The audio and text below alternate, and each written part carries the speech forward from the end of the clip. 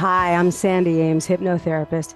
This is an episode of the podcast that I never in my wildest dreams thought I would be recording, but here we are, and I felt so compelled to share this story about loss and grief. It's all a part of life. We hear that all the time. Yesterday, I had one of the worst, most tragic days of my life, and it's such a contrast because I even questioned whether to post about this. And now here I am creating an entire podcast about it. My intention is not to receive condolences or, messages of how things can get better and stuff like that. People do that out of the kindness of their heart. A lot of people do it because they've had an experience like it and they understand. And you can't understand loss until you've really gone through it yourself. What I am compelled to share now is what has come of this, the phoenix that has arisen within the last 24 hours. So this was a loss of my best friend, my bird, Petey. If you've seen my Instagram at all, or if you've watched any of the videos, especially some of the older videos on my YouTube, you see Petey. He's very present in my life, in my world. There he is. If you're watching this, I have a video of this. Here's a tattoo of Petey on my shoulder. And I don't have to explain that to you I don't have to explain loving an animal to you if you've had that experience yourself. And if this in your mind relates to a human that you've lost, it's love is love. What I found, which I wanted to share with you, is the very tools I teach and use every day with my clients. These are exactly what I used for myself and my son, mostly for my son, and then realized I was getting it for myself as I was sharing with him. And so I wanted to share it with you about really, really being through loss and grief.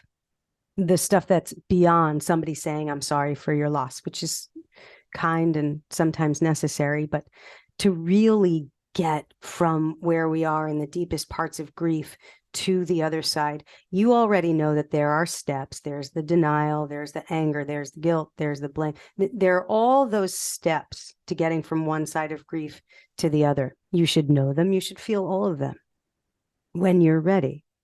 And here's what I said to my son, who's 11. He's angry, I'll never get him back. It's not the same. It's not like today's bad, tomorrow's going to be better. I said, let me tell you something. Today's bad, tomorrow's going to be worse. One topic that I put almost every time with almost every client, regardless of the issue, is that when we recognize that old trigger, that in this case, the sadness, the loss, but a trigger can be an ex or a song that reminds you of an ex, or stress at work, anything, nervousness for public speaking. When we notice that trigger, rather than trying to get rid of the trigger, rather than just saying in that moment, I'm going to stuff away my feelings about this. When we try to push the trigger away, we get what we look at, and we're looking at the thing, so we're actually getting more of it. And you've probably experienced in your life, when you do push a trigger away, 10 more come. So we leave them right there. This is often where people will use the word acceptance. And I don't particularly care to look at it from that perspective, because you're just saying, here's a bad thing, I'm just going to keep holding on to this bad thing. No. And we're not going to fake it away either. When we actually allow for that trigger to be the moment that we snap back into what it is we now know more than ever that we do want. And this is all in an honest and genuine way. I'll show you how we process this specifically when it came to the loss of Petey yesterday. He's now in Central Park forever. In fact, at the end of this, I'll show you a little video of him flying to my hand on command in Central Park. And then the still shot we got from that with his wings spread wide. And behind us, right, he's there on my finger with his wings spread wide because it was mid-flight. And behind us is a statue of a big bird landing on someone's hand in the statue. So we were sort of mimicking the statue when we created that moment just a few months ago. So I'll include that at the end of this podcast that you're listening to, but also it's a video that you can see on my YouTube page, Sandy Ames Hypnotherapy. When we allow that trigger, whatever the trigger in your life is, to snap you instantly to what it is you know you do want, then it all becomes part of evolution, and it really is joy. And so here's one of the things that I said to my son. I said, and you don't have to take on these beliefs. You and I may have very different religious beliefs. So just allow this to sit with you in a way that's comfortable for you, even if in your mind you have to change the words like God or source or universe, or maybe you have a different definition of death. I completely accept that you and I may have different perspectives on this, but find for yourself something that's going to work for you. That's why we're here. I'm not here to convince you to believe the things I believe. This is meant to be a space for everyone to find something for themselves that's more comforting than before. So I said, Bodhi, PD isn't gone, right? It's as if your body is a car and you drive the car. So the car is moving and alive and animated. But when you get out of the car, it's just a car, and you are the soul. I said, so we were sitting on the couch. I said, Bodhi, imagine that this life that we're living, this you and your Bodhi body, it takes up a small part of the couch, but you are the whole couch, right? Like your inner being, if you believe in its eternity, right? You're the whole couch. So most of you is already on the heaven side. Again, these are just words to describe something. You may have a different concept. So you're the whole couch. That's your whole inner being. And right now you're seeing through this body of Bodhi, which is a sliver of the couch. And so then we leave the body behind, and you're still just the couch you always were. You were just expressing as Bodhi for this limited time. So PD's still here. And when we can find moments of appreciation, love, satisfaction, compassion, pick your favorite in any moment, and even especially in grief, it's easy to find because the contrast is so big. So if the room is dark and there's one candle lit, you're going to really, really notice that candle. But if all the lights are on in the room, you may not even notice the candle, but it's been there all the time. The satisfaction is always available. And in this dark room, it's actually easier to pick that out because the contrast of the feeling is so much brighter, or, from depending on where you are. So I said, don't fake your way into it. But when you realize the love, compassion, love, appreciation, satisfaction in every moment is always available, and especially when we're in those dark moments, it shines like that flame. It may be very small. It's smaller than the big lights, isn't it? But it fills that space in you. I said, when you think of Petey, he hears you, every bit of it. He hasn't gone anywhere. You just don't see him in a body. He's just part of the couch, if we're using that as an analogy. So when you think of Petey, he hears you, he hears every word, he feels every feeling. The amount of resistance you have is like a door closed. So you're thinking him, you're calling upon him, he's here, he's hearing you. You might believe that maybe when I say Petey, you put the word Jesus in there. That might work for you, right? I'm Jewish and I have a Buddhist tattoo on my arm, so I use different words. You think of him and he's here and he's hearing you, and your resistance is a door that's closed. So he heard you, so he came right to the door. He's knocking on the door with all of the wisdom and all of the love and all of the light. He's knocking on the door. The door's just closed. It's not even stuck or locked. It's just there, but it's closed, and you're the only one with the handle.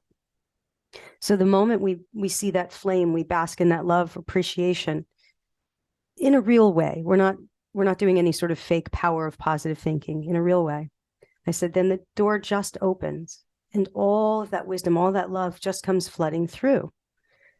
So he's here, but he's vibrating higher. And when you're vibrating darker, lower, denser, you just can't hear or feel what he's beaming to you at all times. But when your vibration raises, your atoms actually move faster. When we look at that from a scientific perspective, when we're in a positive emotion, we're actually 30% more intelligent. Now, we don't really get smarter when we're happy. It's just like we kind of get dumber when we're not, because we're blocked from higher thinking. So the atoms actually move faster when we even describe the feeling of high. It's a higher vibration. And in that space, more light, more room for impulses and ideas. And if you believe in something from the other side, that's where those impulses and ideas and communication can come through. If you don't believe that there's any other side, that's okay too. It still works chemically in your brain that when you're in a positive emotion, you have access to the higher thinking parts of your brain. That's been studied 1,000 times over and scientifically proven. So however you look at it, it still works the same. If you've lost someone, you don't believe in the other side, and you're grieving, still you're going to change your chemistry, how you feel and how you move through the world, and sort of relieving those negative sensations all in the same way, regardless of what your beliefs. This can work for everyone when you find your own way of languaging this in your mind for yourself. So Bodhi said, I said, you got to find the appreciation, the satisfaction. And Bodhi, who's 11, said to me, Mom, I've always had everything I've ever needed in my life. I've never not had something. So how do I know what to appreciate? Because I've never lost anything. And I said, Bodhi, that was brilliant. Because if P.T. was really here to teach you a lesson for your own growth, in your own evolution, you're becoming a man. You can't get him back. He said, I know, I can't get him back. I know, I can't get. I said, so what a beautiful lesson that this magical, magnificent creature taught you. You now no longer have a choice. You cannot get him back. Not now, not ever, not that way. What a great opportunity, genuinely, for you to learn to find that love, that appreciation on your own. He said, but I just want him here. I said, right. And that's a condition. And when the conditions line up for you to just feel okay, because it's all here for you, you never learn to do it on your own. Now, you've probably heard the saying, if somebody really wants courage, then they're told, well, ask God for courage. And so then you ask God for courage. And then what does God do? God gives you a situation where you have no choice but to use courage. I said, Bodhi, you're becoming a man. You're learning these lessons in your life. P.T.'s your greatest teacher. And he's also here speaking through you. So I had a friend tell a story of, she had lost her husband, and she believes that he's here, but she's had a hard time accessing him. And so she learned these lessons of really just basking in the love, getting to that higher vibration so we can match where they are. And then communication occurs through signs and things like that, or just knowing. And she said, somebody came to then fix something broken in the house. And she realized as she was talking to the guy, she was giving information on the capacity of the water heater and the pipes and where it lines up in I don't know the language of it. And she said, I realized as I'm talking to him, I didn't know any of these things. I never knew these things. And I knew that my husband, who always knew these things, was talking right through me. Now, again, whether you believe this or not, still basking in this higher vibration gives you access to your own clarity. So call it what you will. I said to Bodhi, P.T. will speak through you, actually, because he's here, he's with you. And when you think of him, he's here, he hears it. And when that door's open, it flows through. And he goes, Mom, are you kidding me? P.T.'s brain was the size of a walnut. He didn't know anything. And I said, he knew love bigger than anything, bigger than anyone. He knew love. Said, yeah, that's true. Well, a few minutes later, Bodhi says to me, you know what, Mom? I realized that we spent this entire day, because it was at night now, and the tragic loss of P.T. was in the morning.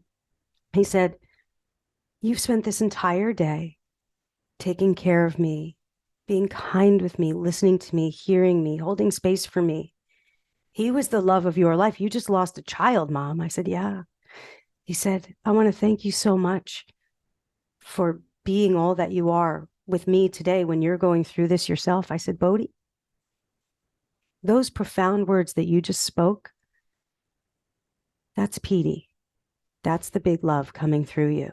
And I swear to God, in that moment, the lights in our living room flickered a few times, and some flashes came on the TV of, I don't know what, nobody was touching the remote. And we just, I said, there you go. There you go. And there you were, naturally basking in love and appreciation and compassion. It wasn't a fake, I'm happy now. It was real, genuine love, appreciation, and compassion. And in that space, guess who came through? If you believe in signs, and our loved ones really are always communicating with us and always hearing us when we think of them, whatever your version of that, you can make up your own signs. You can say, when I see a feather, or when I see a flower, when a blue jay flies by, which is what we did with Petey when we laid him to rest in Central Park yesterday.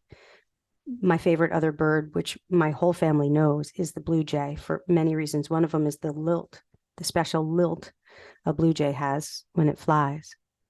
The most magnificent blue jay I've ever seen in my life. The moment we laid Petey down, came and was Jay, Jay. They call them blue jays because they go Jay, Jay, Jay. Well, they do Jay, Jay, Jay really loud and really awful squawk when a hawk is around. There was no hawk around, and there were no other blue jays around. No other blue jays making any noise. The one blue jay, because we joked as we laid Petey down. Petey was very, very loud, like too loud to have in a New York City apartment. We were joking that well, at least now, he can just scream outside, and then Jay, Jay, Jay. And that could be coincidence. But then that blue jay followed us all the way home. So we're walking through Central Park, and then we stopped for a moment because as I was walking, I heard the blue jay again. He landed in a tree. So we've walked a good 10 minutes from where we were. The blue jay landed in a tree. So I go over and I'm like, look, there's the blue jay. And I look down and there's a bench with a plaque with a dead guy's name on it. And the guy's name was Peter. And I said, Bodie, oh my God, you got to come here.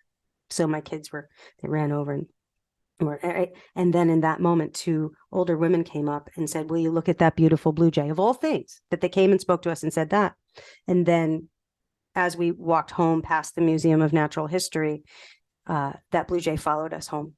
And Jay, Jay, Jay, all the way. So for us, we've chosen blue jay.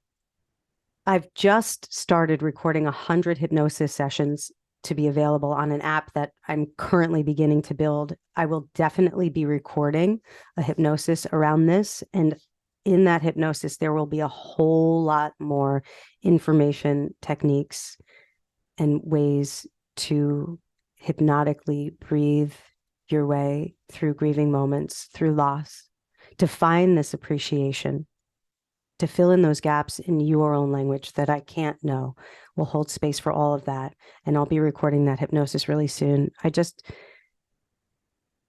was really moved to share this experience that has occurred with Bodhi. And this last thing that Bodhi said, he said, Mom, I like feeling good and I like being healthy. And today I'm not going to have cookies. And I said, well, it's okay to have cookies. He said, I know, but I want to train my body and my emotions that when I'm feeling bad emotions, I won't fill them with food. I want to fill them with this other stuff that you're teaching me. So when I do have a cookie, it's in joyous moments. So my go-to is going to be my emotional work, not cookies. He literally said that to me. I've taught him lessons like this. And of course, I speak with clients in ways like this all the time about creating positive associations. He came up with this all on his own. He said, I just want to train myself now to be healthy. And I want to know that as I express my feelings, he said, that it gets them out and it doesn't hold them in. And these are Bodhi's words. These are Bodhi's words. He said, so when I get older, I'm not one of those kids or even adults who turns to drugs and other things because I want to learn how to do that now. He said, Mom, it sucks right now and I'm not feeling so great, but I'm just going to just keep believing that if I breathe and if I notice what my emotions are and let them be okay and find that way to appreciation, even though I'm not really sure how that happened, I can't even believe that was true. I'm going to just keep trying.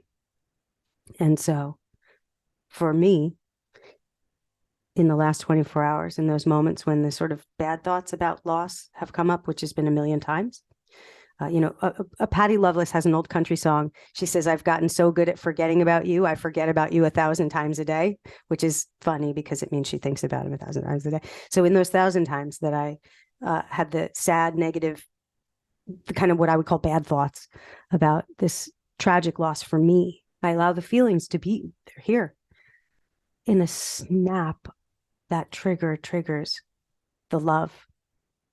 And the amount of times I've been overwhelmed with love, the feeling, the physical feeling, right? Mine, I feel it in my heart. That's joy. That's the reminder of what we're all really doing here.